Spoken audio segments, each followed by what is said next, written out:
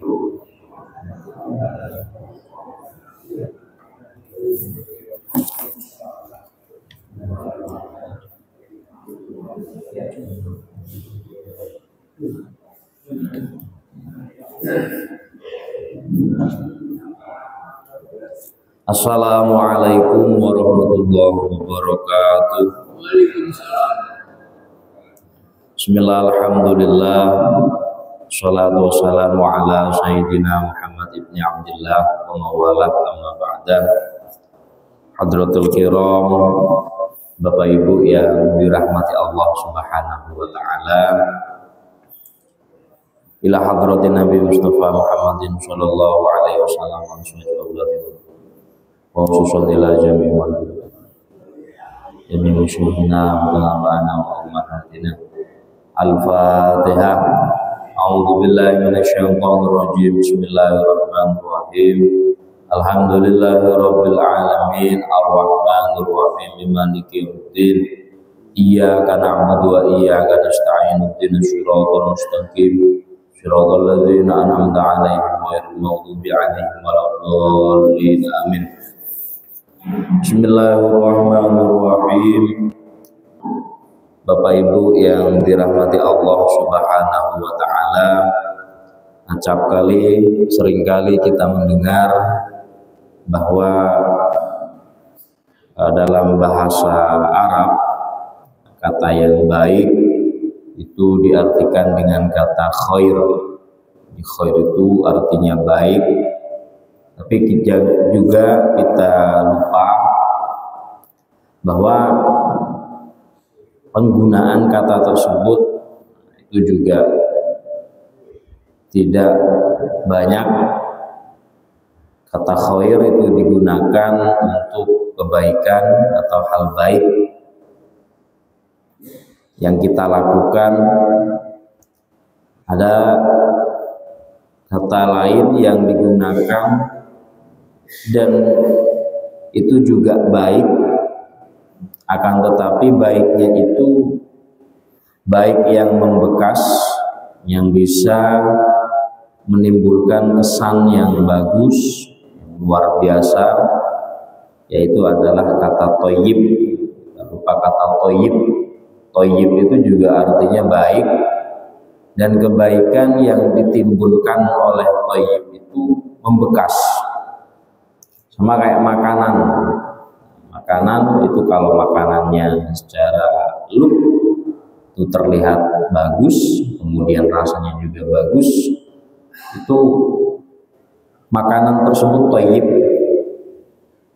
Thayyib artinya secara tampilannya bagus, penyajiannya itu juga bagus, lalu varian dari atau komposisinya itu dari hal yang bagus juga, itu thayyib. Nah, saran sesuai dengan saran penyajian. Di dalam agama, thayyib itu juga diartikan sebagai sesuatu yang bukan hanya halal, tapi juga berkesan. Bukan hanya halal, tapi juga berkesan, memiliki kesan yang baik. Ada orang yang berbuat baik, kadang kebaikannya ya biasa saja, tidak memberikan sebuah kesan dan pesan yang mendalam. Entah karena memang kebaikannya itu tidak karena Allah Ta'ala, atau bisa jadi kitanya yang kurang menangkap pesan dan kesan dari kebaikan yang diberikan atau diperlihatkan oleh orang lain. Jadi kalau kebaikannya itu memberikan sebuah pesan atau kesan yang mendalam, maka secara tidak langsung kita biasanya terinspirasi untuk menirunya, untuk menjadikan dirinya atau orang lain yang melakukan kebaikan itu kita tiru, kita amati, kita modifikasi kadang, lalu kita tiru. Oleh karena itu, suatu ketika Nabi Muhammad SAW yang diriwayatkan dari Abi Hurairah itu juga mengatakan bahwa innallaha ta'ala thayyibun la yaqbalullahu illa thayyiban. Allah Ta'ala itu maha thayyib. Maha thayyib itu diartikan sebagai, kalau dalam bahasa Inggrisnya itu most beautiful, sangat-sangat indah. Keindahannya itu luar biasa. Sehingga layak balullahu illa thayyiban. Allah enggak menerima sesuatu kecuali itu thayyib, kecuali itu sangat-sangat bagus. Apakah sesuatu yang kita berikan atau kita tampilkan kepada Allah itu perbuatan, ucapan, persembahan. Semisal contoh kurban itu kan juga ibadah. Nah, sehingga yang disyaratkan di dalam kurban itu bukan hanya hewannya saja yang harus ada, tapi secara keseluruhan yang ada pada hewan itu juga dilihat.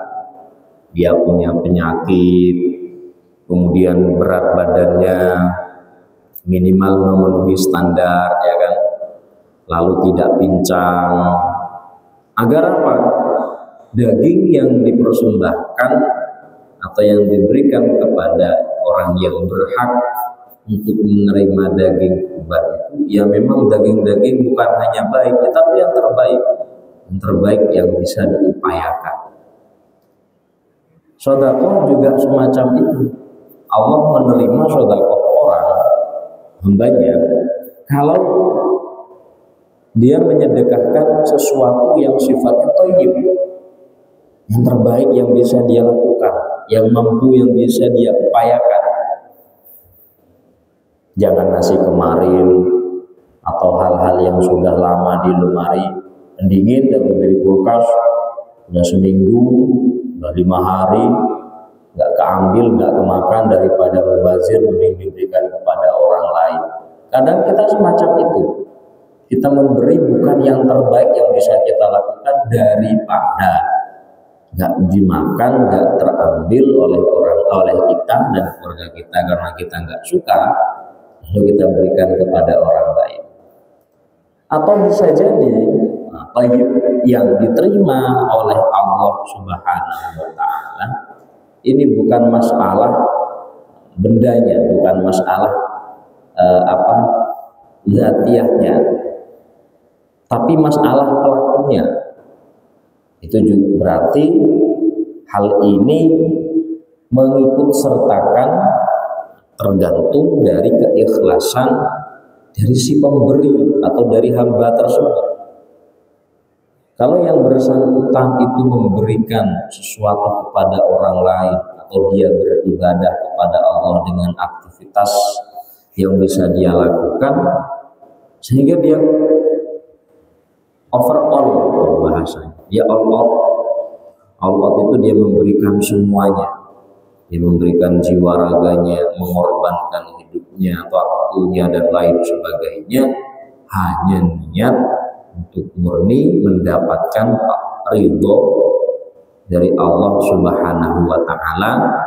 Nah, sehingga ukuran thayyib di sini itu tidak bisa menggunakan standar kita. Sehingga ukuran thayyib di sini sangat bervariatif sekali.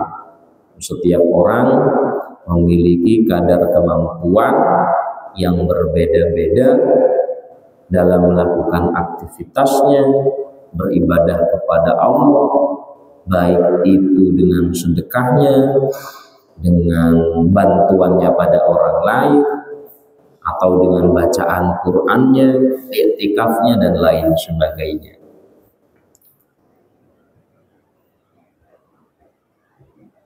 Wa anna Allaha amara al-mu'minina bima amara bihil mursalin. Dan sesungguhnya Allah Ta'ala memerintahkan orang mukmin sama dengan apa yang Allah perintahkan pada para utusan. Apa? Faqala Allah Ta'ala ya ayyuhar rasul kulu minat thayyibat wa'malu sholihan.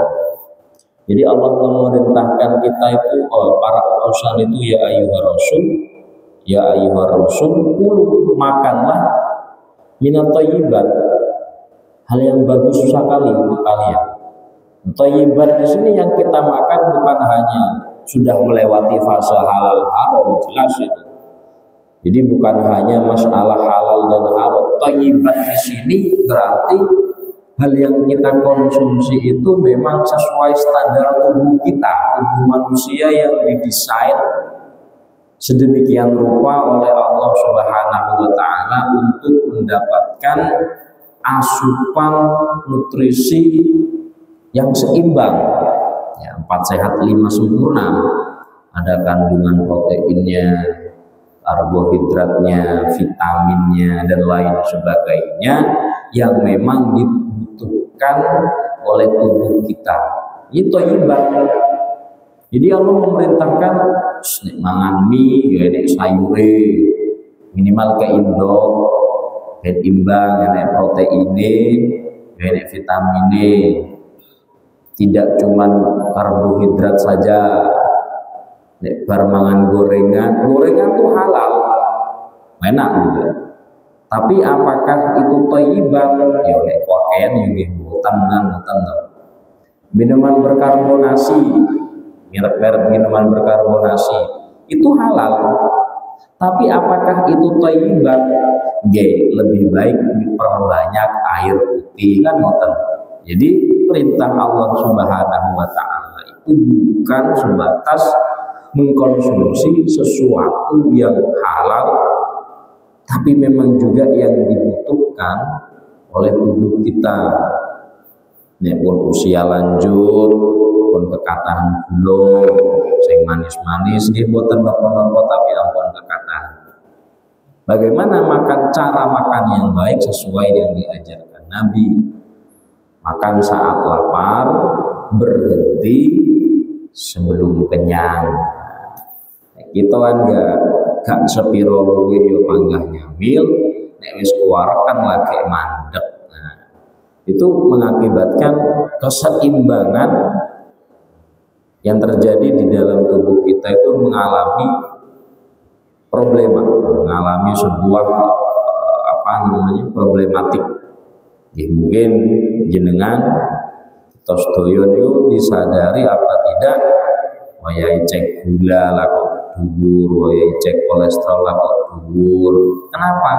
Karena yang kita konsumsi dan cara makan kita itu tidak thayyibah. Nah, puasa itu juga mengajarkan bagaimana menjadi orang yang baik cara mengkonsumsinya dan apa yang dikonsumsi itu benar-benar thayyibat, benar-benar bermanfaat untuk tubuh kita. Ya wajib dibuka, ampun langsung sing berat-berat nggih banyu putih rumiyin, sing wonten manis kedhi wonten. Atos biasane nek ten hadis-hadis niku Nabi Muhammad menganjurkan nggih kurma, semboten wonten kurma nggih melon dan buah-buah segar lainnya. Baru sak mantune ngoten, setelah makan semacam itu diisi dengan yang agak berat. Ya langsung berat ya, pertama poso nggih. Keluwen 12 jam gak terisi apa-apa, langsung dipeki sego goreng 2 porsi, langsung pegah nih kaya terawih mboten kiat napa-napa, mulak malih tera kuat ngapango wae. Mergo kakek sing diisi ngoten.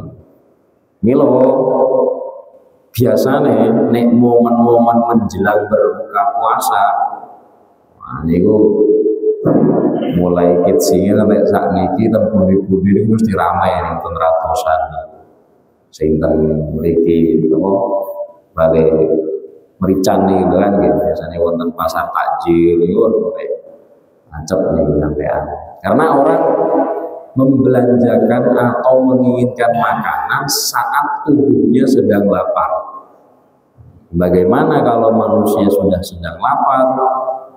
Kan dia berbelanja bukan dengan cara rasional tapi emosional.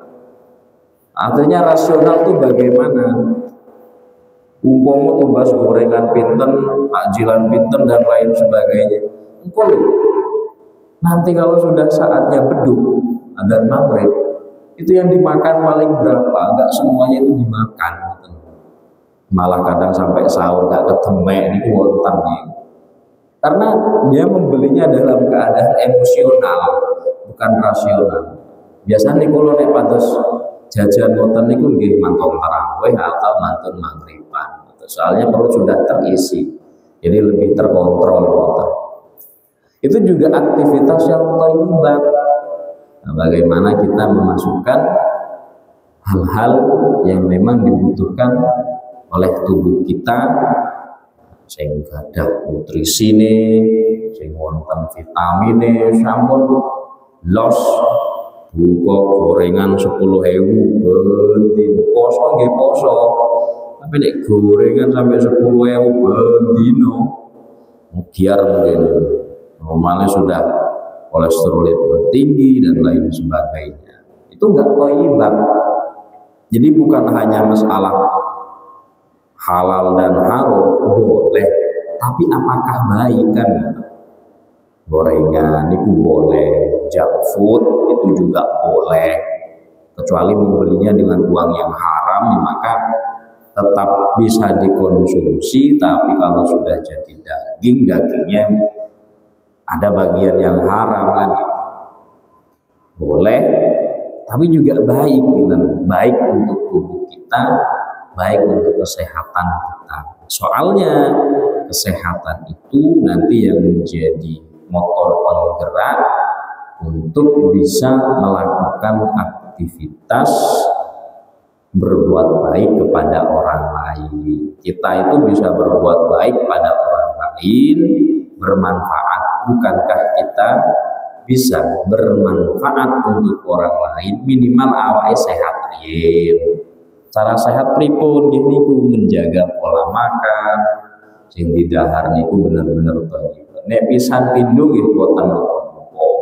Pisan pindho nek dino nyetok instan lemari, hari ini rasa ini, hari ini rasa ini, hari ini yang berkuah, besoknya yang kering ya, kuahnya yang ini kan varian mie instan itu kuatah nih, dengan nyetok merek setunggal damel sesasi itu katanya sakit katanya. Nah baru setelah diperintahkan oleh Allah para utusan itu aklu thayyibat wa'malu sholihan. Nek awake ini sampun terisi dengan nutrisi yang baik dan seimbang, maka kita bisa amal soleh. Jenengan kiat taraweh di mergo tasik sehat, jenengan kiat tahajudan, kiat poso, kiat nglampahi kesaenan di mergo tasik sehat ngoten.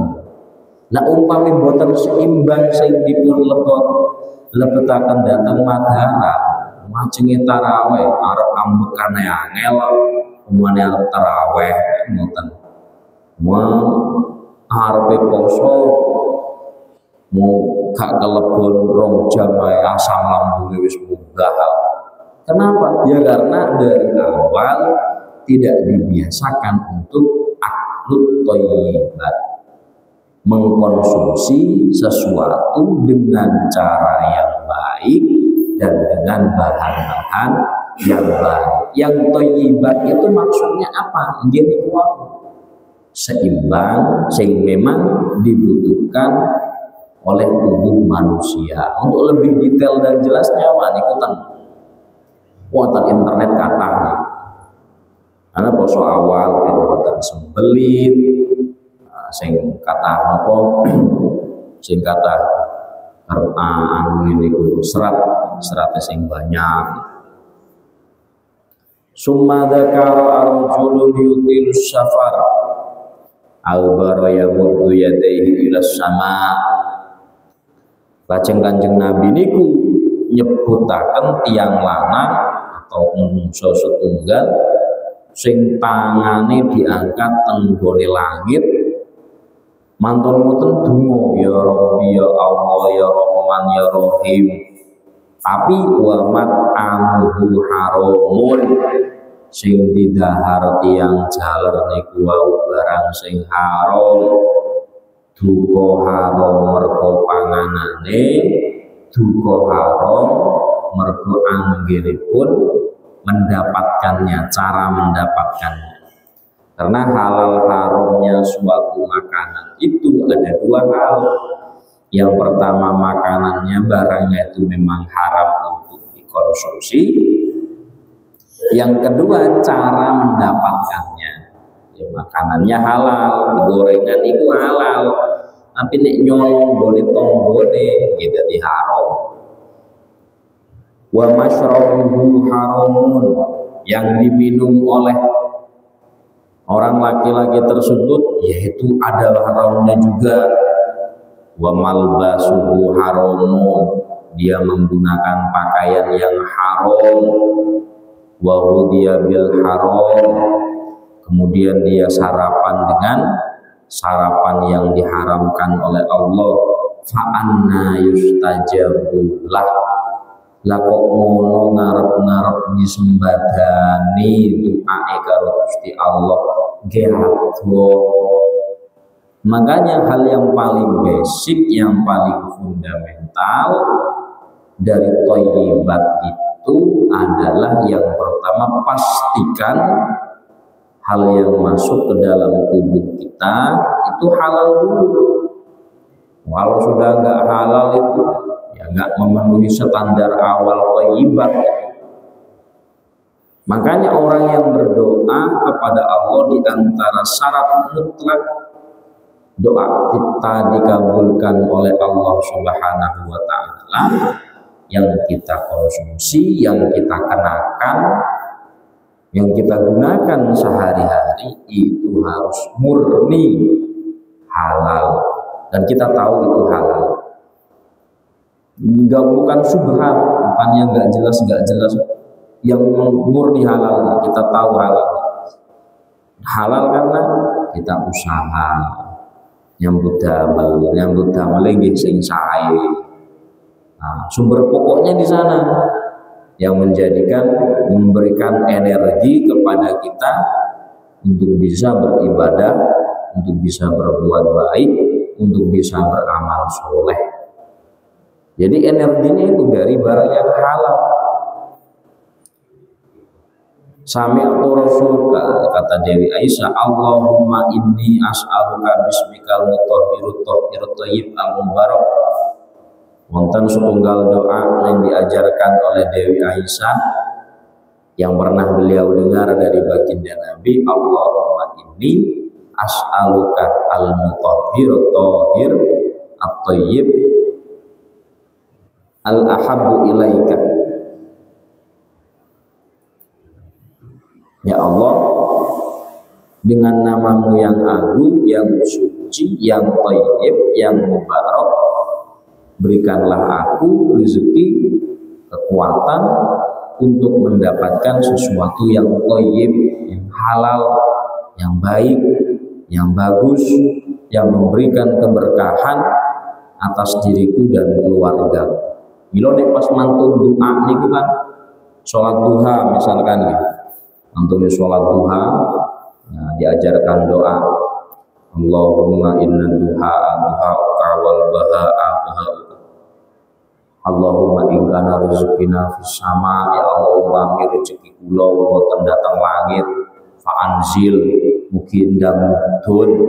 Wa in kana fil ardi, umpama rezeki kula wonten datang lebeti bumi, fa akhrij ndang sampean tokne. Nah, terus ten akhire wonten doa ya, wa in kana haraman fatahhir, umpami rezeki kula niku wonten sing boten halal, nggih mugi dipun suceni kaliyan jenengan. Tapi boten kok ndamel perkara sing halal haram, boten nggih tetep. Karena kita tidak tahu hal baliknya, kita tetap mengupayakan dengan melakukan perbuatan yang baik, yang halal. Uang kecampuran, muga-muga halal. Niki wonten cerita nggih rencang santri biasa kan santri. Guyon melampah teng pondok nemu arto 75.000 sidu amal. Mantun ngoten duamel ngebosi koncone gawe ngopi. Biasane ngopi ireng, malah ngopine kok enak. Tumben Kang, awakmu ngebosi cah-cah. Aku entuk rezeki apa? Nemu dhuwit, Mang. Weh, nggone sapa? Wis nggone pangeran. Wis tak bosi kabeh kene. Iki sik subhat. Tapi kan aku wis donga nang Gusti Allah. Donga piye? Ya aku nek dolanan donga mugi-mugi rezeki kula umpami boten jelas dipun dadosaken halal ya Allah suci. Lah isuk aku nemu dhuwit 75.000 ora jelas ngene sapa, insyaallah didadekno suci karo Gusti Allah. Mula kabeh awakmu tak bosi ngene Mas. Malah didamel guyonan kados tapi tenanan ngoten. Ayo boten usah ditiru ngoten niku. Mboten sae niki. Karena sing jelas nggih pun jelas, cara sing halal nggih pun jelas, sing haram nggih pun jelas, sing syubhat niku wau sing boten jelas. Mila Bapak Ibu hadirin yang dirahmati Allah Subhanahu wa taala, halal itu belum tentu thayyib, tapi kalau thayyib itu sudah pasti melalui halal. Karena itu sudah perintah dari Allah Subhanahu wa taala terhadap semua utusannya. Jadi kalau wong saleh malih barang sing halal, sing dipun secara syariat, secara hukum itu diperbolehkan, itu belum tentu baik untuk kita, tubuh kita, dan hal yang lainnya. Tapi kalau barang itu thayyib, kalau itu barangnya thayyiban, berarti sudah halal dan memang memberikan dampak yang bagus untuk tubuh kita.